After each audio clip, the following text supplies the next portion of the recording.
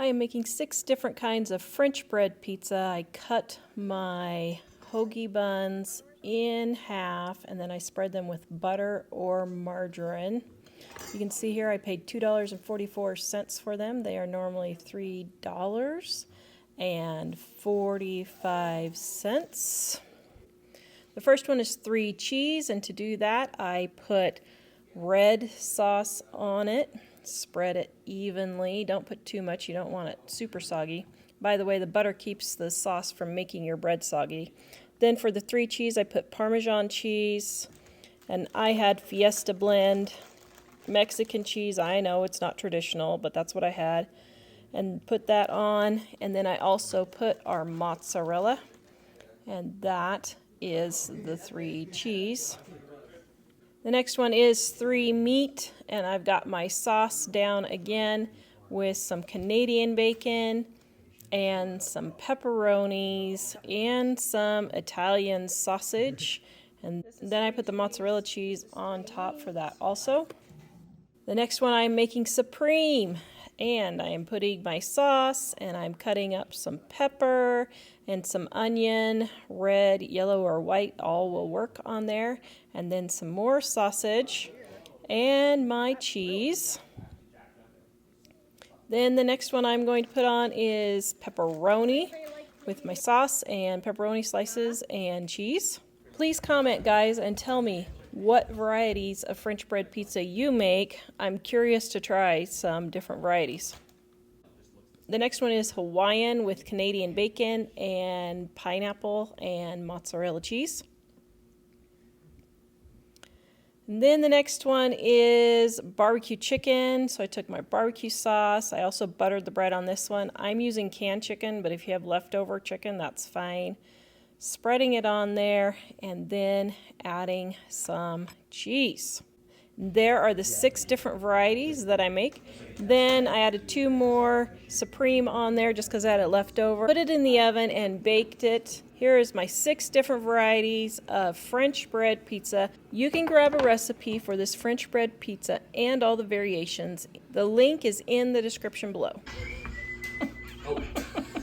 Okay, hold it up closer to you. Okay, now can you take a bite without burning the hide off of your... Yes.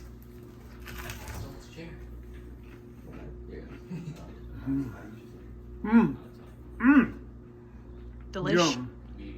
Very delicious. 5-minute prep. Wow, yum. All right, I'm going to be air frying some potatoes. So the first thing I'm going to do is peel them. Of course, I always peel them on top of something that I can throw away or compost. I'm not composting these at the moment. I should be, but I'm not. If you want to compost them, just put newspaper down and throw the whole thing in your compost pile. Okay, I've got some salt water here, salt, and just some water. And since I'm gonna have to do this in 2 batches for my family, I'm going to just go ahead and get everything cut up, but just leave the ones that I'm gonna be doing later. Just leave those in the salt water so they don't turn brown. Okay, so I'm gonna pat these dry. I still have more to cut up, but I wanna get these cooking. Okay, I'm spraying them with oil and some seasoned salt. And just switch it around, get a little bit more seasoned salt.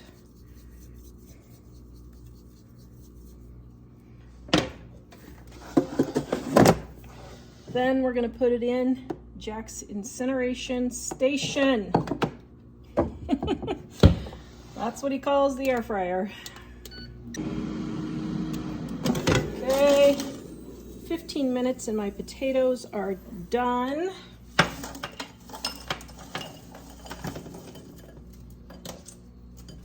Now, I am going to throw my sausage link in.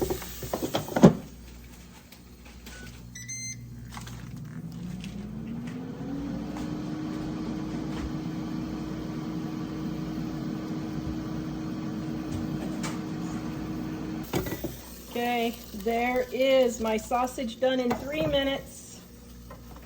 My potatoes, I still have another batch of potatoes, but we're gonna start eating. And my zucchini saute.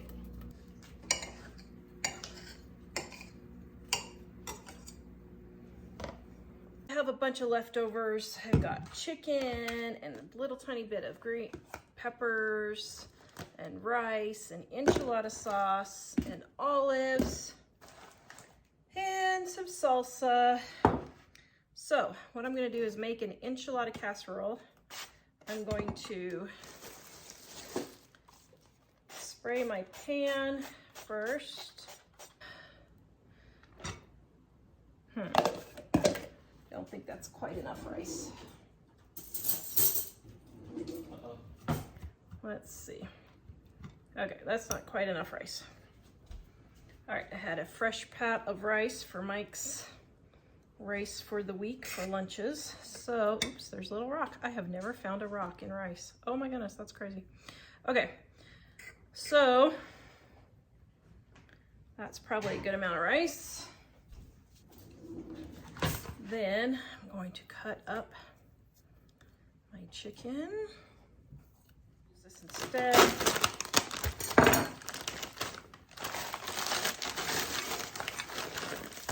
Sprinkle that on top. And tip for olives, just smash them. You don't need to cut them up. Just take your hand and go through and smash them, and they will be in nice little pieces. Take, my goodness, not even half, 1/10 of the time to cut it all up. There you go. Okay, so let's spread that all over. And let's see, what do we have left? We've got a couple of onions and that there. And we got rid of that, and we got rid of that. Now we got some salsa I need to use up. Okay, I'm gonna pour that in. All right. Then I'm gonna pour my seasoned salt.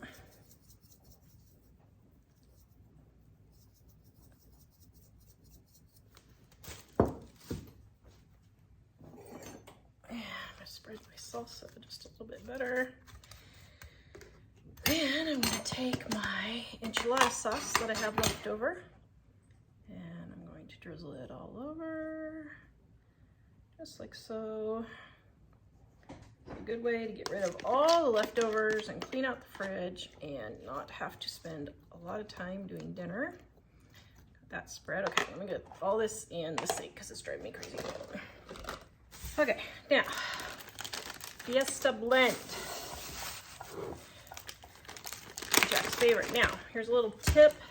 If you want your Mexican food to be stringier for type of cheese, add just a little bit of mozzarella. You don't have to add a lot, just a little bit, and then it gives it the nice stringiness and adds a little bit of flavor. And then we got our Fiesta blend right here. That is Jack's side. And then our goat cheese for Mike and I. Gonna put that on. Yum. And we're gonna put this in the oven at 450 degrees for about 15 to 20 minutes. All we really have to do is warm it up. I mean, we're cooking the potatoes, the onions and the peppers, but everything else is already pre-cooked. So we're basically just warming everything up. All right, there's Mike and I's. And get every little bit.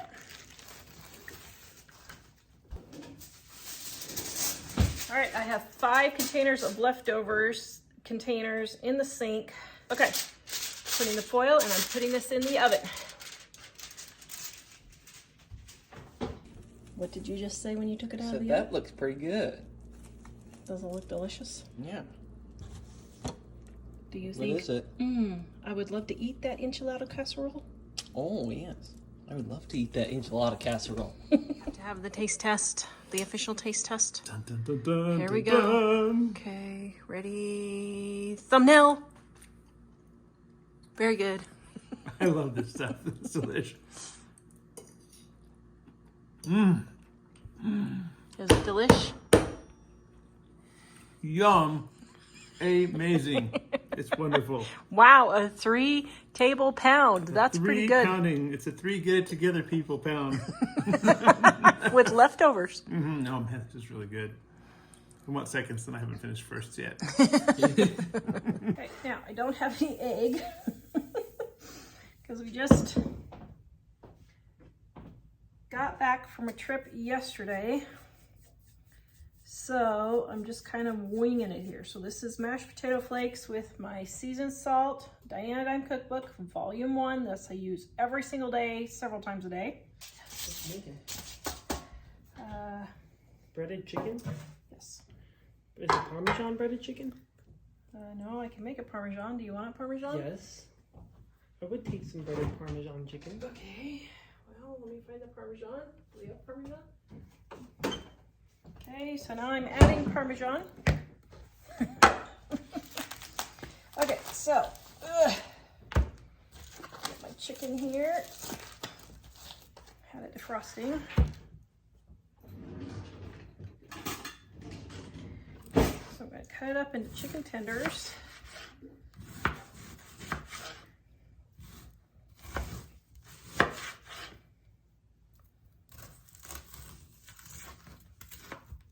I'm going to spray it with oil first. I'm making some for me without Parmesan because I'm dairy free. I'm just going to roll it in the Parmesan chicken and roll it in the potato flakes just like so. Oops, I forgot to spray that one. Okay. All right, there's some for me. And now I'll add the Parmesan for the family. And then we'll add a little bit of ranch, because why not? Okay, now we'll mix this all together. Okay. And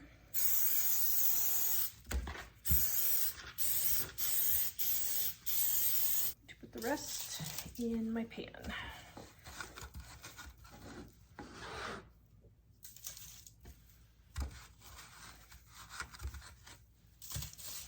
Okay, now we're having extra people tonight, so that's why I'm making more.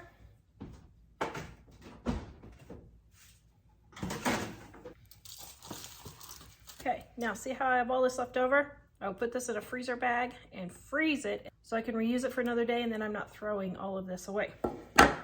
Okay, have it in the oven at 400 degrees.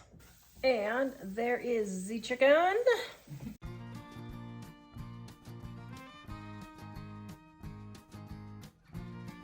Today we are making our slow cooked pot roast. This is the absolute perfect pot roast you will ever eat. If you have to use a knife to cut your pot roast, you are cooking it wrong, and I'm going to show you the right way to cook it today. I got this pot roast buy one get one free, so it was $3.50 a pound, $7 for this pot roast, and I will get at least 3 meals, possibly 4, depending on how many of my family members are home eating. They come and go. So let's get started. Now, this one is completely frozen. Now, this one is a beef bottom round rump roast. Now, to tell you the truth, I never, ever, ever look to see what kind it is. I just look to see if it's a roast. And if it's a chuck roast, bottom round, to me, it doesn't matter. I just cook it all the same, and it all turns out the same, okay? So now this one is straight out of my deep freeze. I'm gonna peel off the absorby thing. Now, if it doesn't come off straight away, just run it under some warm water and it'll pop right off. Then I'm going to set it in my pan. And I like to put the fat side up, that way the fat runs down into the meat.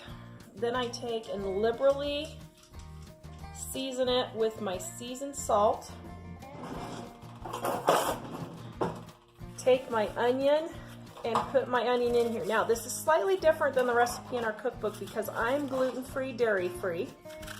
So this is the gluten-free, dairy-free edition for me. Now, normally if I can, I will put my onions on top, but that's not going to work this time. So what I'll do is let my roast cook for a little bit, and then I'll put the onions on top. Then I'm going to add 2 cups of water, and that's it. Then I'm going to cover this with foil, and I am going to put it in my oven to cook. This recipe is in our Dining on a Dime cookbook, Volume 1, on page 234. I have adapted it by leaving out the cream of mushroom soup because I happen to be gluten-free, dairy-free. But if you like cream of mushroom soup, it makes a great gravy for your roast. You can get it at livingonadime.com for 25% off right now. For the weekday, what I do is if my pot roast is frozen at between 6 and 8 o'clock in the morning, I will put it in the oven for 1 to 2 hours at 350 degrees, and then I will turn it down to 170 to 200 degrees and let it cook until 5 or 6 at night. Now, on days like today where I didn't get my completely frozen pot roast in the oven until almost 10 o'clock, I put it in the oven for 2 hours at 350 degrees, then I turned it down to 200. Then at 2 o'clock I checked it to see if it was done. Now this pot roast was about this thick, so it was super thick in the center. So what I did was I cut it in half and put the 2 halves in the juices, and then I turned the heat back up to 350, and it should be done in time for dinner. This is a very forgiving recipe, so don't freak out if your timing's not right. Check it about 2 hours before you want to serve it, and if it's not starting to shred and come apart, then just turn your heat up to 300 or 350 degrees, and that should get it cooked the rest of the way so it's nice and tender.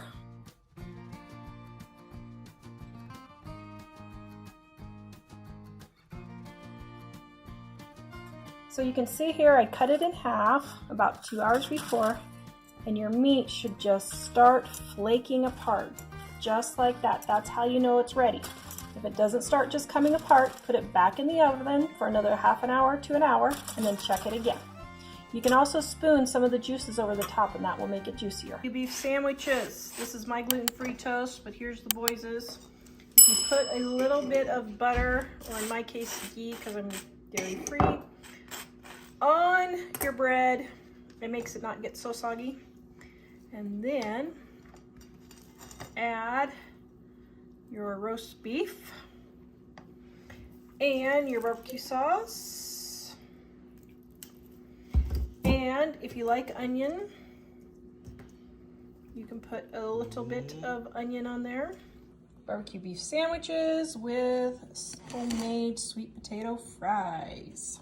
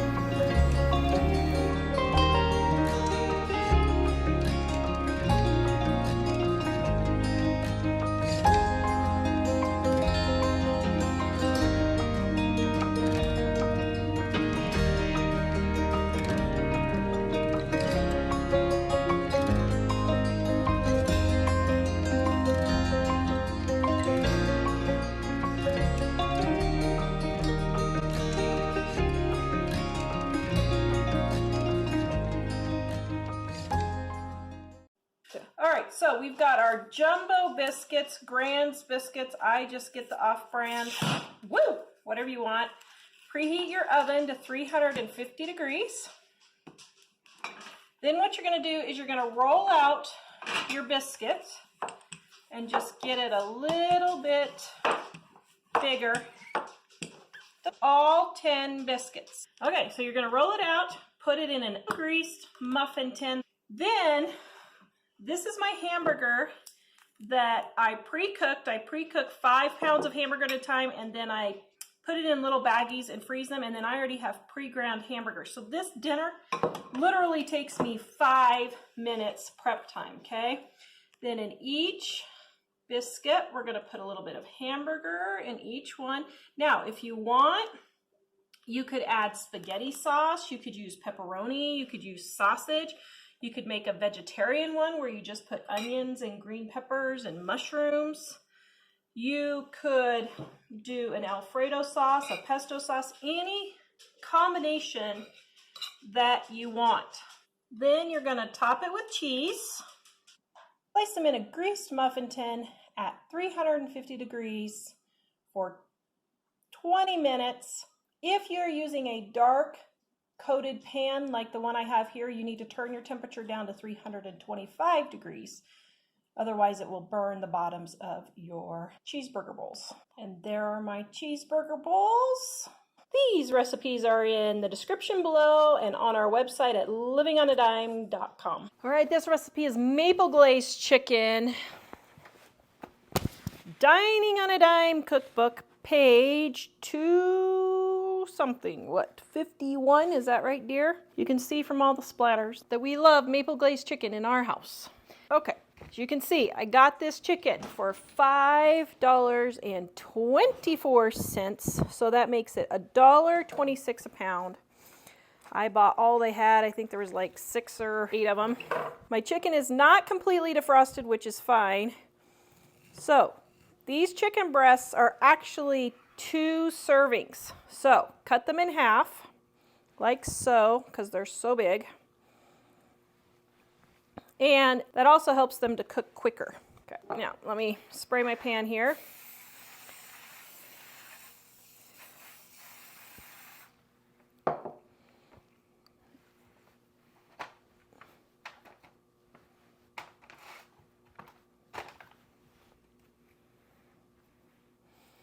Now, this is, I am doubling the recipe to feed a family of 8 now.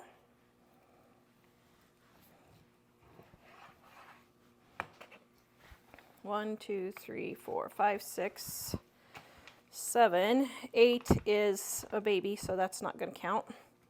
Okay, so most of the kids are pretty small. I might just go ahead and do one more. All right, let me cut this piece for us for dinner. And then it'll all be all ready. Just a second, let me wash my hands.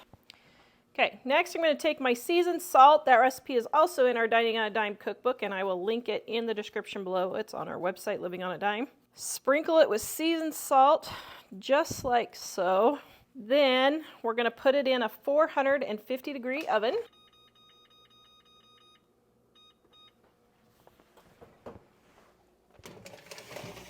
And let it cook. Then, this is my new favorite pop that Mom has. It has a lid that has a strainer on it. It's pretty cool. I will link this below also for you guys. Going to put in my butter or margarine, whichever you want. My maple syrup right there. Okay, now I love these little true lemon things. Yes, this is a luxury, but that way I don't have lemons spoiling on me, so that's what I use for my baking. I actually save money because I don't have my lemons spoiling, but if I would remember to freeze them, it would be fine, but I don't. Okay, so then we're going to put all this in here and let it come to a boil for about 5 minutes to come together and thicken. Also, I'm going to add just a little bit more seasoned salt to it.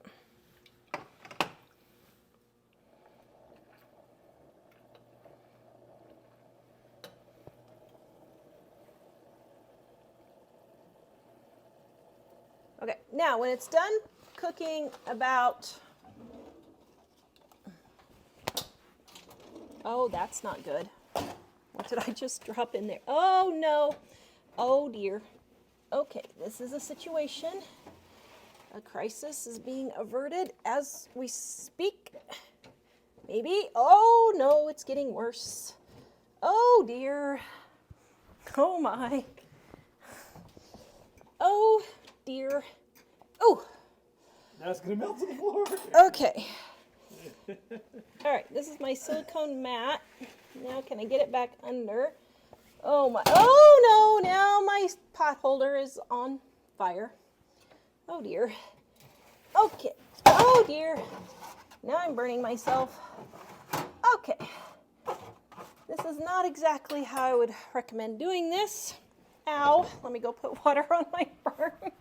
This is a day in the life of Tara. Yeah. Oops.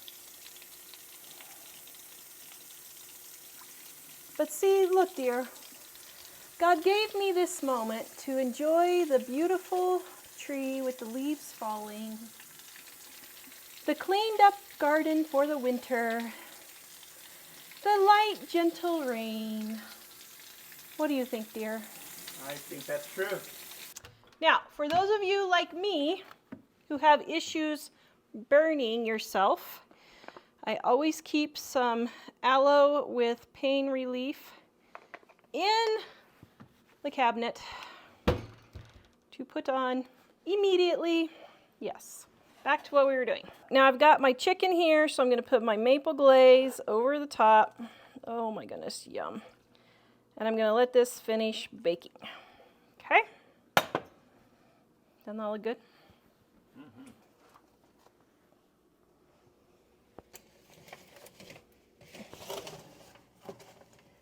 And there is the maple glazed chicken.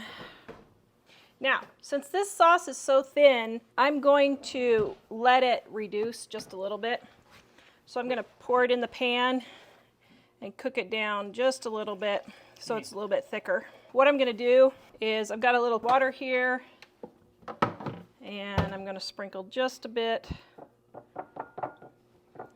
of cornstarch in there.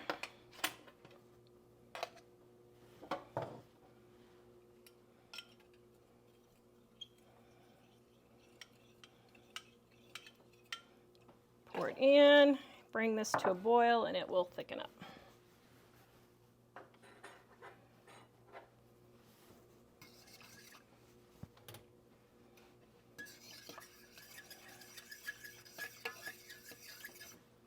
Okay, I'm going to taste test it. Needs just a titch more salt. Okay, and we'll let this thicken. All right, you can see it's starting to bubble up and boil. Okay, see how much thicker that is now? Ooh, perfect. Then we're just going to pour it all over the top. Yum. That looks amazing. Now you're jealous for their dinner? Yes. Although if we get the stir fry, I'm okay. That's what we're having tonight. All right, maple glazed chicken. This 3-ingredient oven fried chicken is super easy to make. All you do is take 1 stick of butter or margarine and put it in your 9x13 pan. Now this is going to a family that just had a baby, so I am using a disposable pan for this one. Then you're going to put this in the oven and let it melt. While the butter or margarine is melting, I'm going to cut my chicken breasts in half. Okay, I need 8.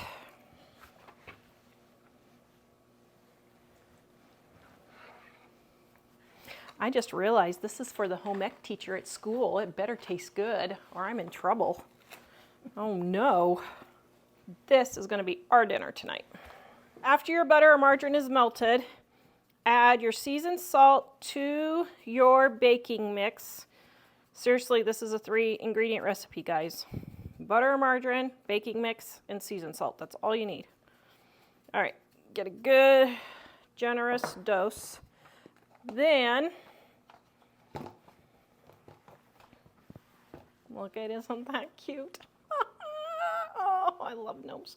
Okay, now back to work.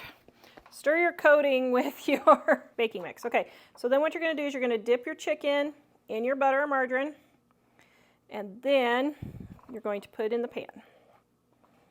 And flip it over is what I would do. Okay, dip it, and then put it in your pan.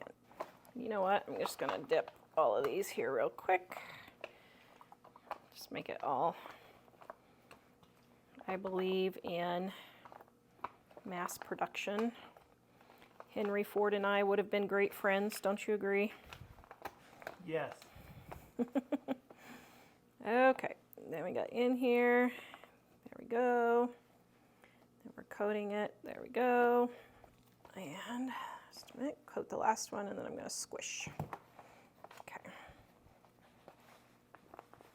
Okay, now here's a little tip on coating. You really don't want to save this because it'll have bacteria from the chicken. But if you're really wanting to save money, cha-ching! Isn't that cute? Okay. Then what you can do is you can freeze this and add a little bit more to it next time, defrost it, and then use it. Okay? All right, now we're going to put this in the oven to bake.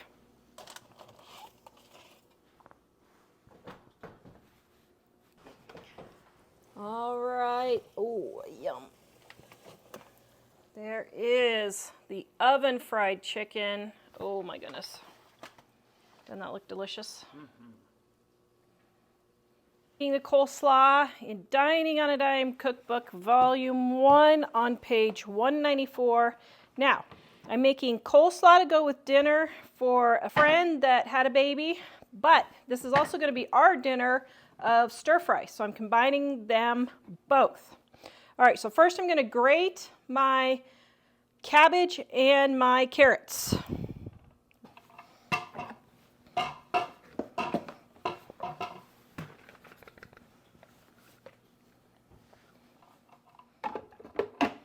Now, what I do is I grind up what I need for cabbage for the entire week if I'm eating it a lot this week, and just get it all done at once. Clean up this mess briefly, and then we'll make our coleslaw. Okay, now I don't wash my food processor when it's non-greasy food. So like this, I just rinse it all out, and there's no reason to waste time or energy doing all that. All right, so what I do first is I mix all my cabbage and carrots, just like so.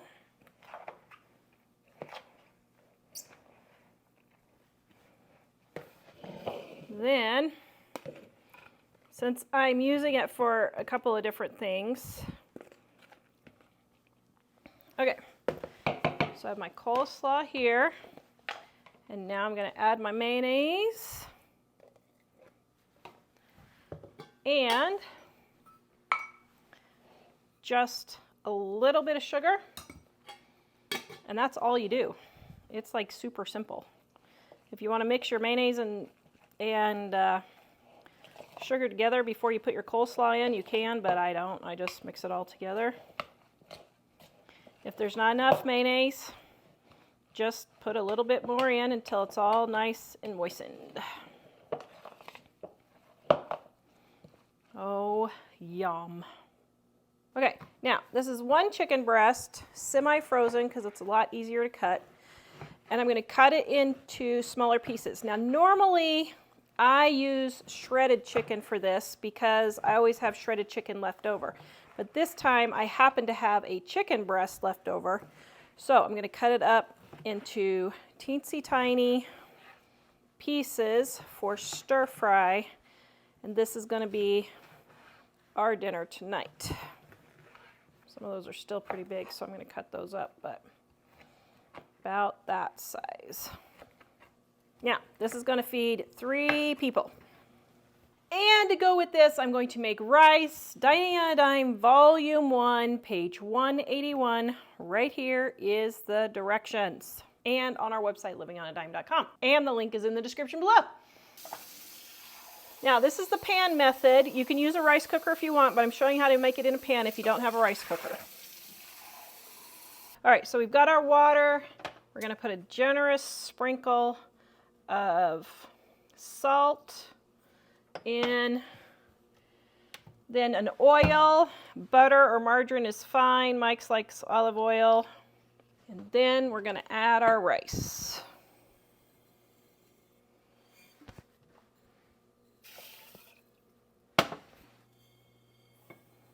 Oh, figures. Okay, got the extra rice.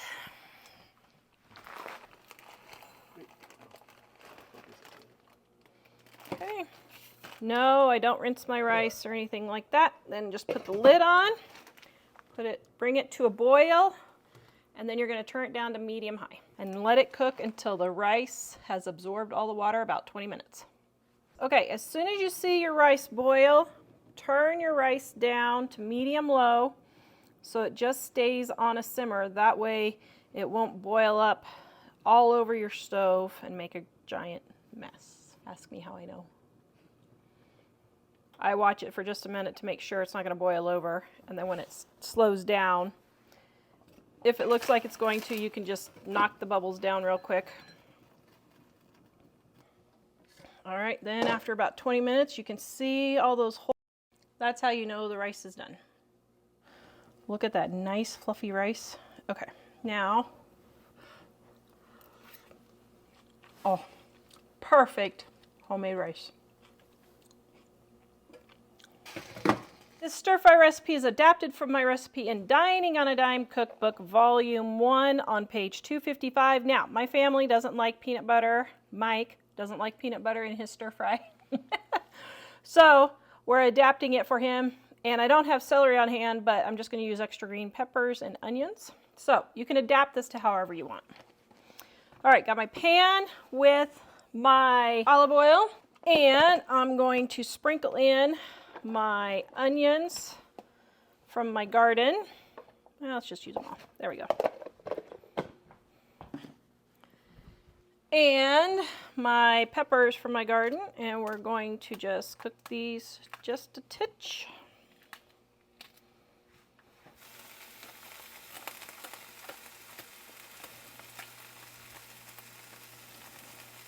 Okay, so I'm going to let this cook for just a minute.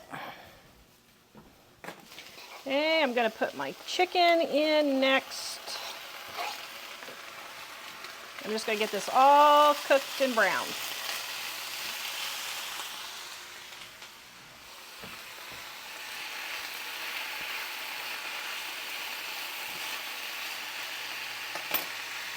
Season salt.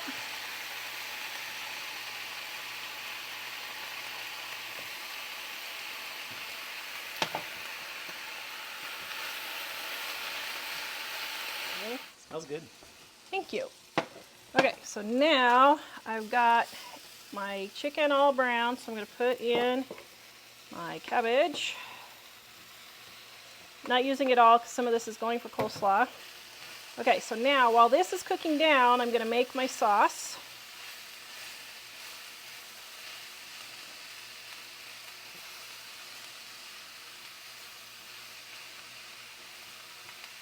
Okay, now I'm going to add my ginger.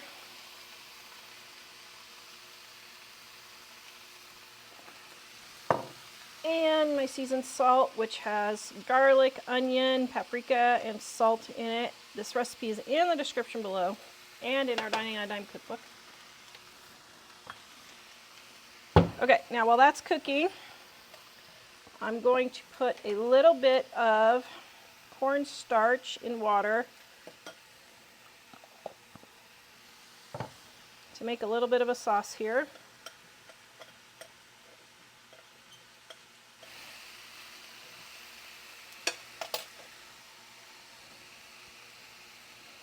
Soy sauce. I'm gluten-free, so this is gluten-free. And my hot pepper sauce. And my cornstarch water mixture just to thicken it all up a little bit. That smells amazing. Are you ready for dinner, dear? Yep. Okay. Let this thicken for just a minute. And there you have stir fry. Yum. To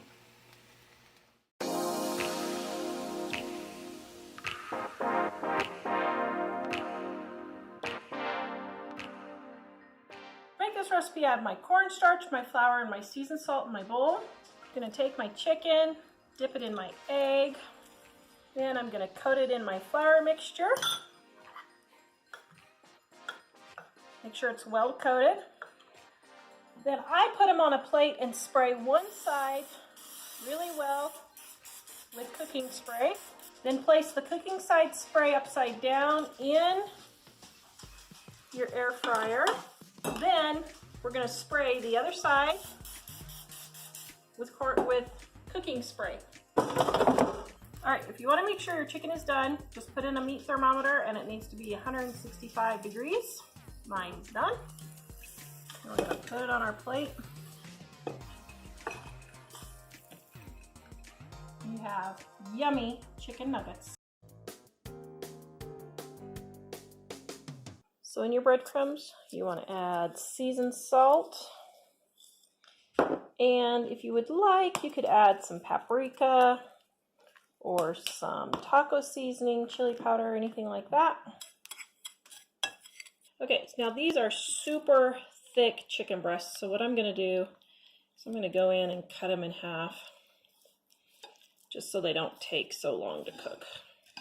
Then what you're going to do is generously coat your chicken with oil. I don't put the oil in a pan. I just sprinkle a little on and then I just twist all the chicken around and get it well coated. Some people will fill their bowl with oil and then dip it all in and then you have all this oil wasted. But see, this way you have very little waste. Then what you're going to do is you're going to take your chicken and you're going to dip it in your breadcrumbs just like so. Put it in your air fryer.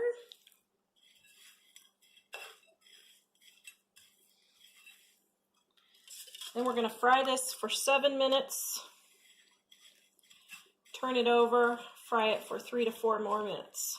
If you're wondering if the chicken is totally done, take the thickest piece of chicken and run a thermometer, and it should be at least 165.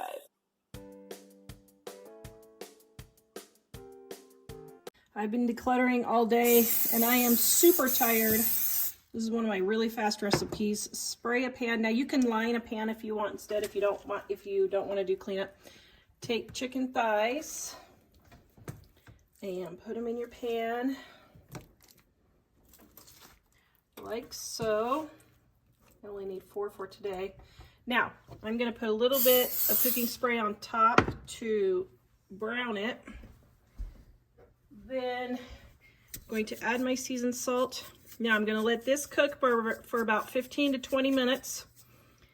And then I'm going to come in and pour my barbecue sauce all over the top of it and cook for another 10 or 15 minutes at 375 degrees.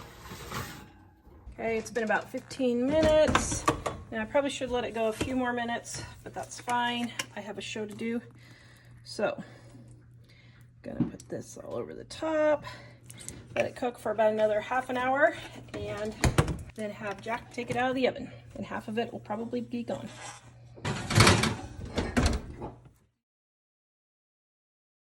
I got chicken for $1.74 a pound. Look at that great deal. I went to the big city and got groceries at Kroger because we don't have a Kroger in my town. Big city of 40,000 people. 33,000. 33,000 people. That's twice as many people as we have here. That is, isn't it? I know. All right, got my bacon grease. Now this is just a made-up recipe because I'm tired. All right, so I'm going to cut this chicken up into pieces like this, which is actually pretty good. Holy cow. Is this already cut up for me too? How in the world did I manage that? Well, hot diggity dog. And then I have some mushrooms that I bought, and I cannot remember why I bought them. So, let's see. Okay, so this one I'm gonna cut up. So this is a piece of chicken that I had left over from another thing. It needs to be a little bit smaller, so I'm gonna cut that up.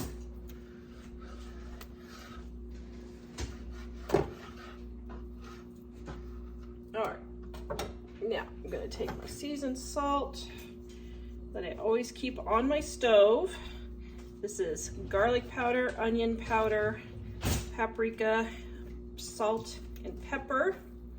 The recipe is in, thank you, my favorite dishwasher unloader man.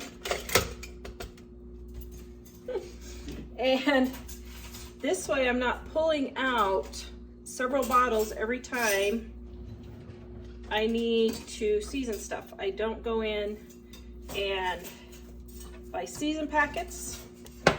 That is one reason why. Okay, so I got some bacon grease in there, and I'm gonna put my chicken. This is gonna be a butter garlic mushroom sauce type thing, sort of, kind of. And then I have extras left over for Mike's lunch.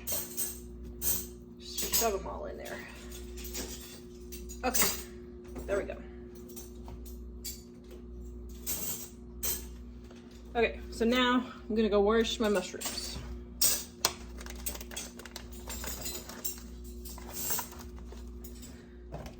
All right, so now I'm gonna cut these up. Yes, this is my dirty chicken pan, but I'm gonna cook this in the hot oil. It will kill any bacteria that is moved from one to the other.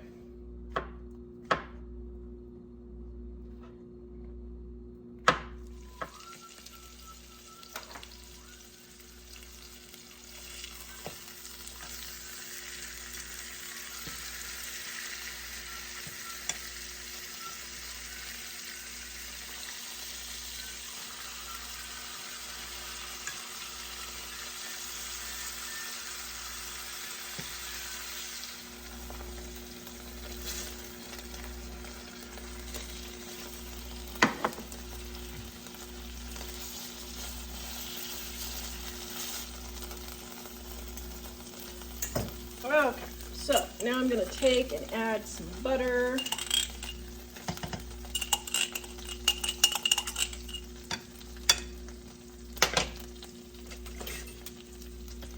And since ghee is about $10 for this tiny amount here, I make my own. I don't buy it, but I'm not gonna waste it either. I am using a spatula this time, but regular butter will be fine. I just am dairy free. So now I'm adding a generous amount of garlic because Mike loves garlic. And I'm gonna throw my mushrooms in and cook.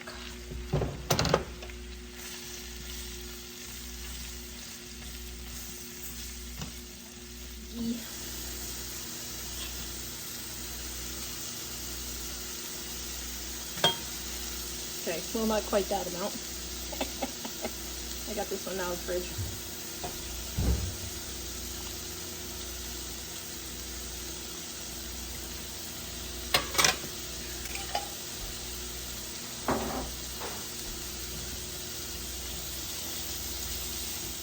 Okay, now I'm gonna pour some of my mushrooms and butter over the top. Ooh, hot. There you go. Yum. This is the jack broccoli. Doesn't your mother love you?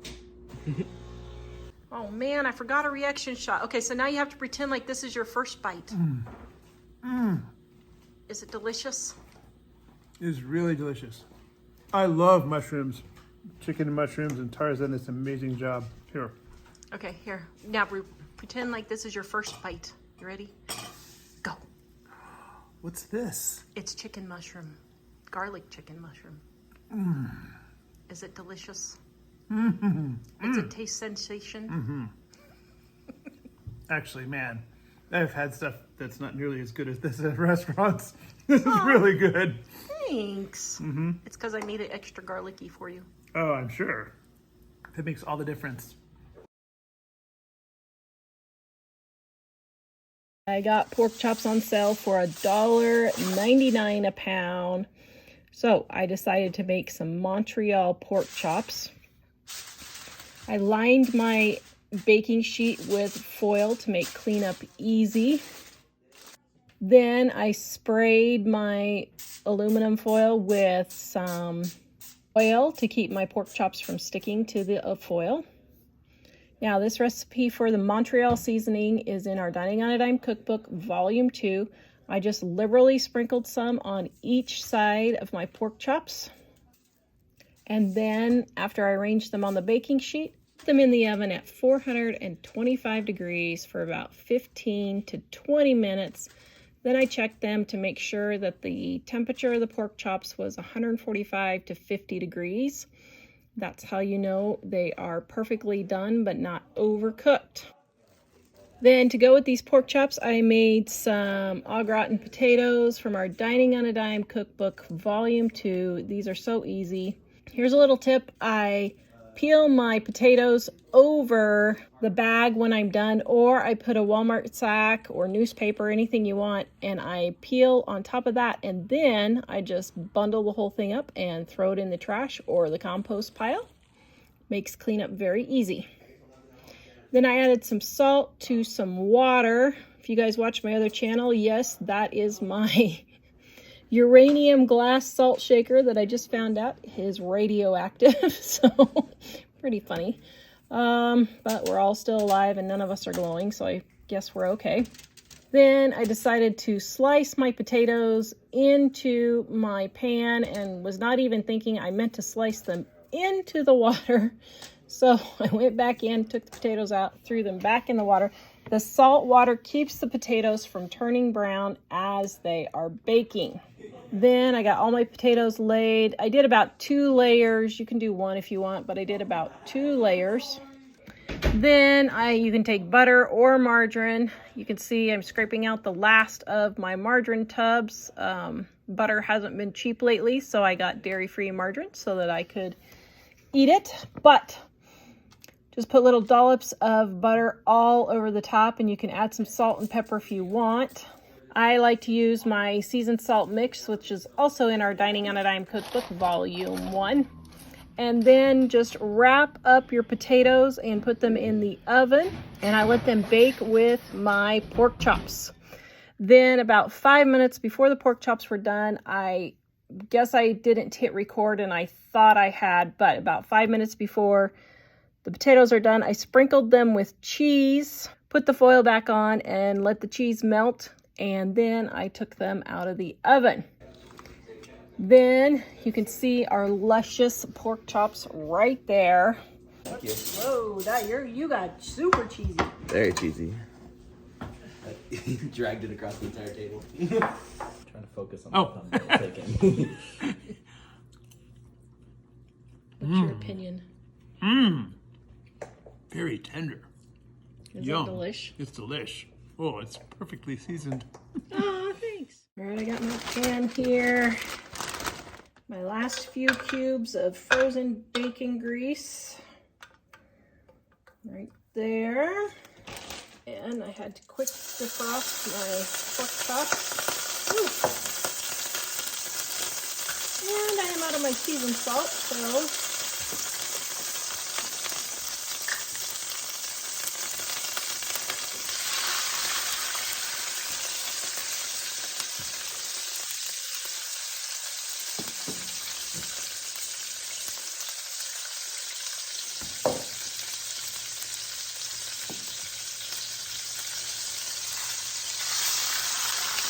recipe is adapted from our Dining on a Dime cookbook, volume 1, our peachy pork chops right here. Now, calls for peach jam. I don't have any. So I've got some regular peach halves in syrup. You can use any syrups you want. Then I'm just going to cut up all of my peaches here. Now, this is way more than the half cup that it calls for. which is fine. All I'm gonna do is pour out about half of it, and then Mike can just eat the rest of it for a snack later. Okay. There we go. Let me make sure I got my peaches all chopped up there. And then my vinegar. And my Worcestershire. I don't have any regular mustard upstairs, and I don't feel like going downstairs, so I'm gonna do a dash of horseradish mustard just to give it a little zip too.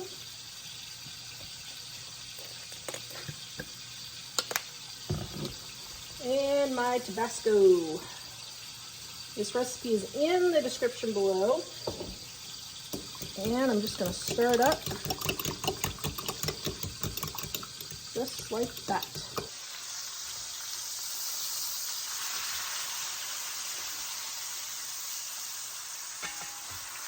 Aha! So it's done. Perfect.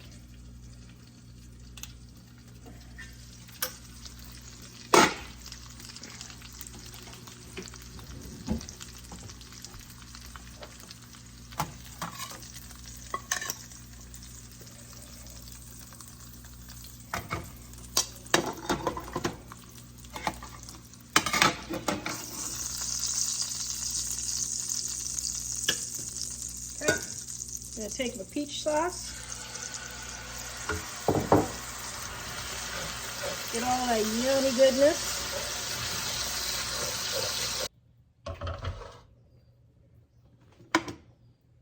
All right, there we go. Oh my goodness, doesn't that look delicious? Okay, peachy pork chops. There we go. Does that look delicious, my son? Thumbnail. Not so good thumbnail. Thumbnail. Hello. Here we go. Thumbnail and testing time. Should I cut it first? There's peach pork chops. This one is slightly different than what I normally make. Wow, these look amazing.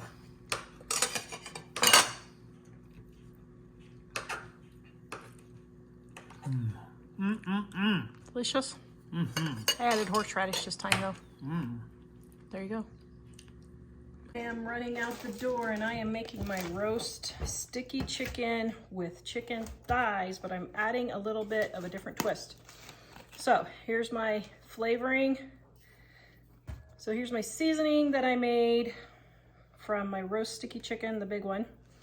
I'm putting a little bit in there, but I'm just gonna add a different twist and put a little bit of brown sugar, or a lot of brown sugar.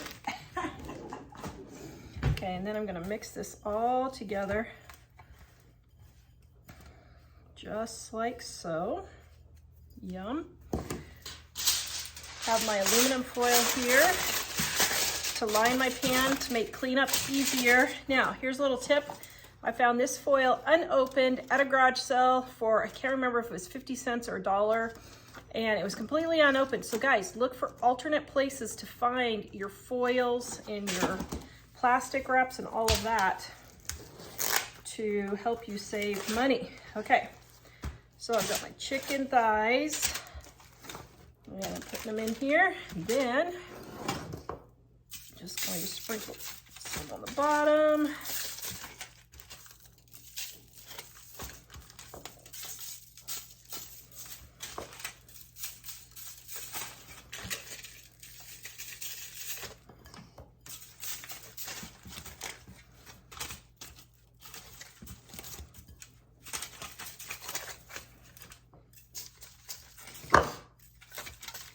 Okay, now I'm gonna throw this in the oven at 350 degrees for about an hour. Now, if you have extra leftover, just put it in a baggie, put it in the freezer, and you can use it next time. Okay, I've got about 10 minutes left, so I'm gonna baste it. Probably should have basted it before, but today's been one of those days.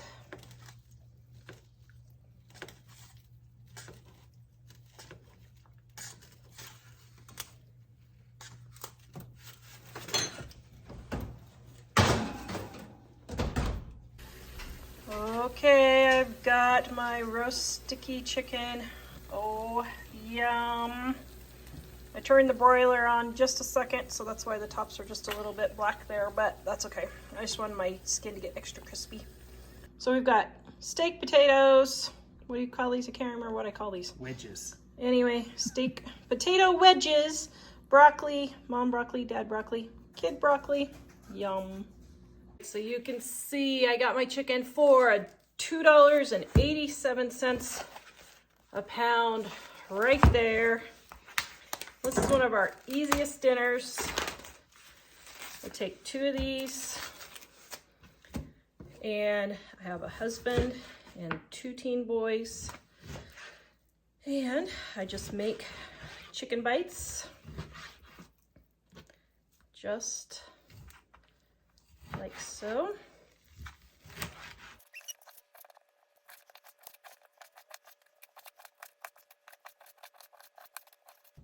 Going to sprinkle with my homemade seasoned salt. The recipe is in the description below. It's also in our Dining on a Dime cookbook, volume 1, which you can get in the link in the description below. Guys, if you are loving these super easy recipes, would you please hit that thumbs up button and share our videos? That lets YouTube know that you like my videos and inspires me to keep going on.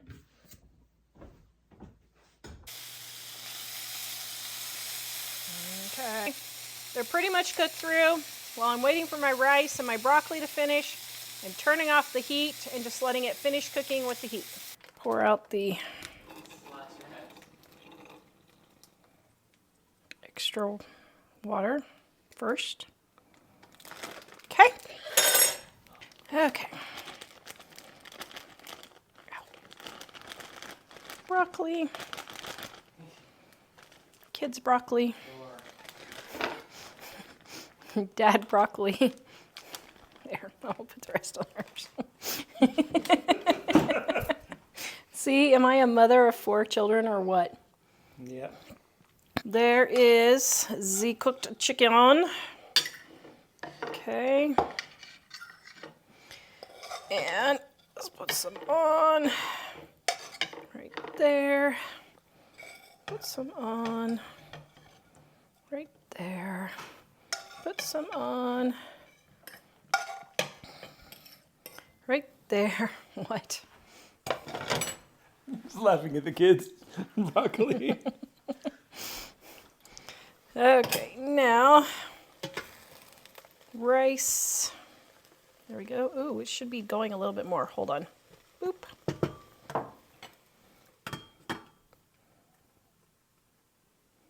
Let me test. See, maybe not. No, yeah, like 3 more minutes. It's al dente. It's very al dente. That's about 2 more pieces than your mom's would have. Yep. All right, Jack dinner's almost ready. Oh, is this mine? Yes. That's the kids' plate. Are you Makes happy sense. with the kids' plate? Yes, I'm very happy with it. Okay. Got to build strong bones and muscles there. Gotta gotta have get your vegetables. Plenty of vegetables. Yep. Because you're a growing boy. Mm-hmm. You're a growing boy up there above me. Okay, I think the rice might be done now. Okay, here we go.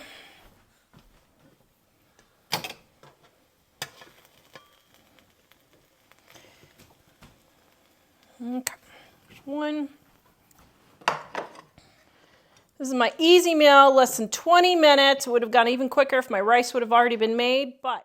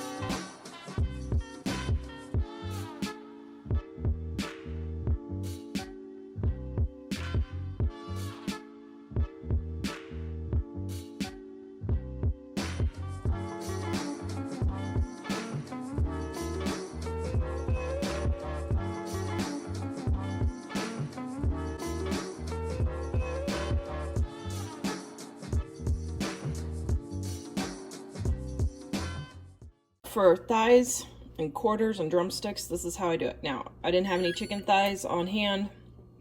These are chicken quarters, same thing. These are the thigh, this is the drumstick. They're just still hooked together. Oven, 225. Chicken in a pan. You can grease it if you want. Sprinkle seasoned salt on top. And we're gonna slow roast this all day long. Then the chicken is gonna fall off the bone. We're gonna eat it like this for one meal. And then if you're single, you're gonna eat this for one meal. Then you can pick it off the bone if you want for other meals. Okay, so someone already dug in, but you can see it has a nice crispy crust right there, just like so. Now look how nice this just flakes off.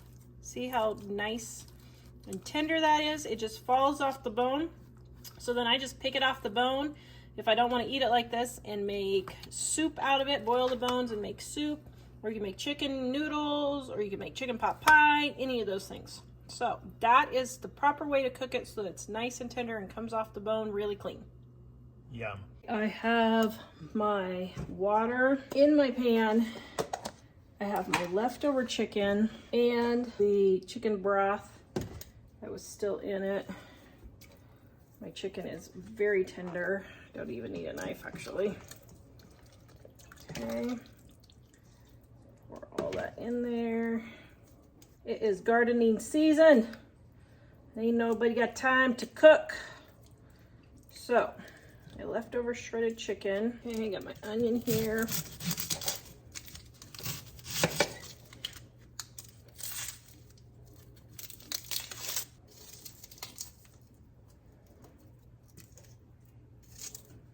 All right, now here's a little trick.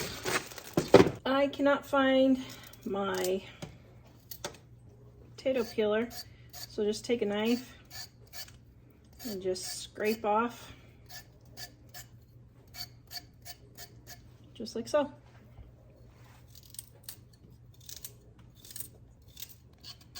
Use the other side if you want bigger hunks.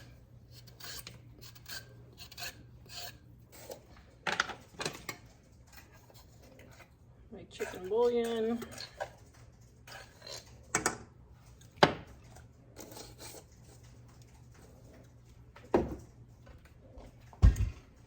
And my seasoned salt.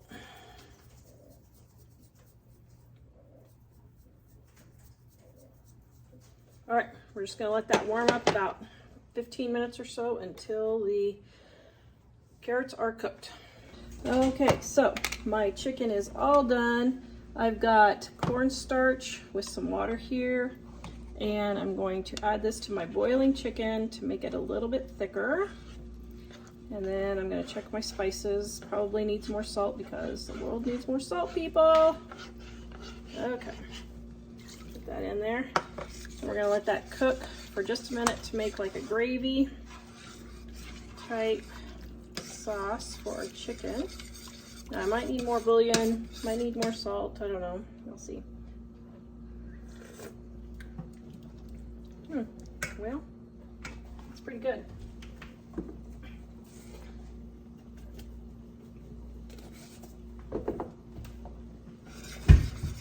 As she adds a tablespoon more bouillon. Let's see. All right, if you want a basic chicken soup recipe, Dining on a Dime Volume 1 is where you can find this.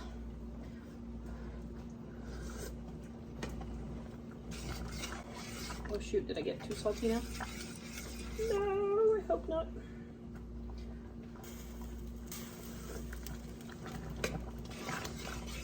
All right, I think that'll be okay on top of our rice. All right, let me get my rice. Add some pepper.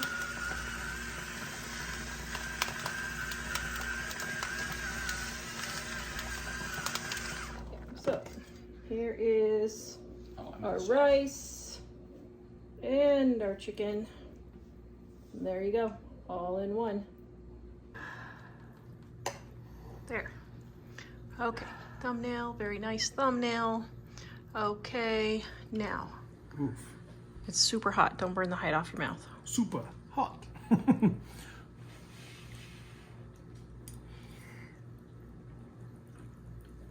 chicken and rice. Good use of leftovers, isn't it? It's really good. All right, today I am doing a sheet pan dinner. This is how I save on dishes. Peeling my potatoes. You don't want to eat the green on potatoes, but you can still eat the white part. Perfectly fine if they're sprouted.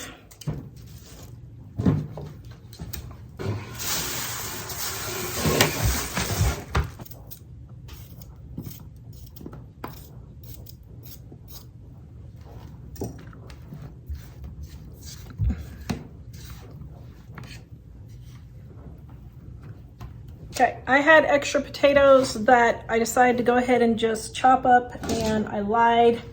I'm gonna be pre-baking these for lunch or dinner tomorrow because the potatoes were just getting green, and I thought, you know what, I'm just gonna get them all used up. So that should be good for dinner tonight.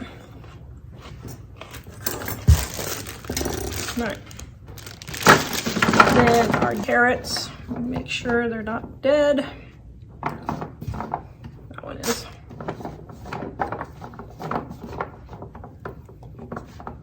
And then Mom's coming over for dinner and she does not like onions, so I'm going to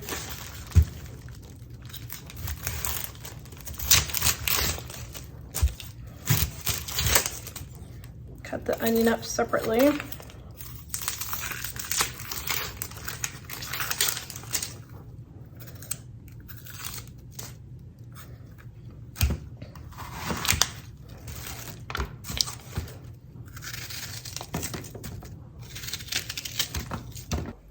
Before I put on my chicken, I'm going to put some olive oil over here for my chicken,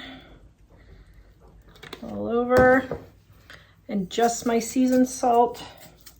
Now, this would technically be 6 ingredients, but you can see 10 minutes worth of chopping, and that's for extra potatoes tomorrow. All right. I'm going to get this all mushed up and nice. And then we're going to get our carrots all oiled up and our onions all oiled up. And we're going to make it all look pretty again. There we go. There we go. And then got our chicken and our chicken and our chicken. Okay, let me wash my hands real quick. I forgot these ones.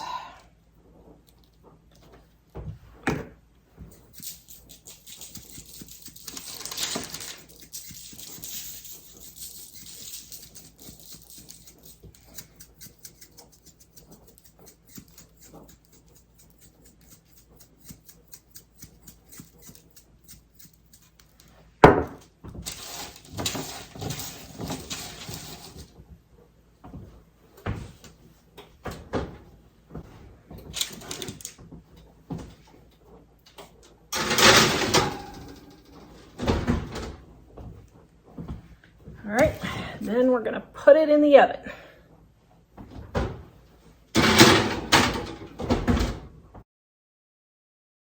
Okay, tonight we have a show, so it has to be super easy dinner. Link sausage, this one is turkey, and I've got some bacon grease here because butter is getting darn tootin' expensive. All oil is getting darn tootin' expensive. My homemade seasoned salt, the link is in the description below. Liberally salty because the world needs more salt, people. And then I'm just going to take my potatoes. I'm feeding 3 to 4 people today. I don't know who's going to be eating today. Okay, and then put this in an oven at 425 degrees for about 30 to 45 minutes, just until your potatoes are brown.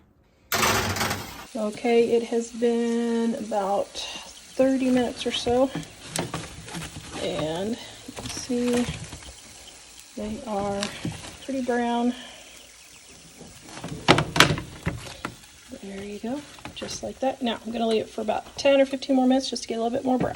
Okay, everybody wants to eat early, so we're pulling it out but there you go. Just add some broccoli or cauliflower, and you have a super yummy meal that didn't even take 5 minutes to make. You want to get your chicken out of the package. Drain your extra juices off in the sink. Then you want to take out the insides. My chicken is still a little frozen, wrong side.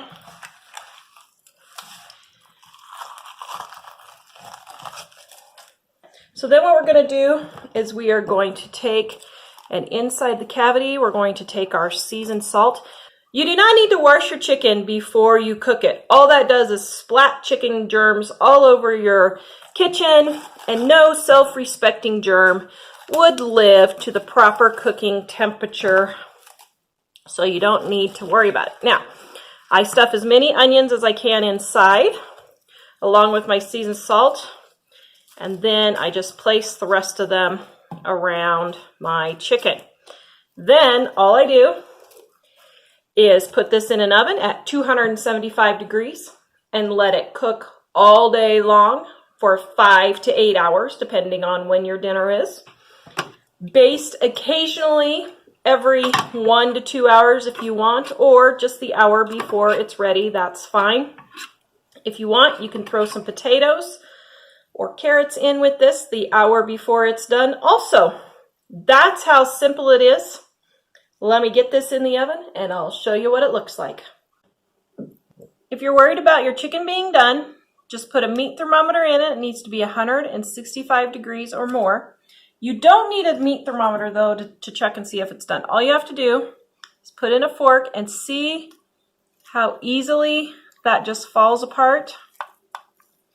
Then you know your chicken is done, safe to eat.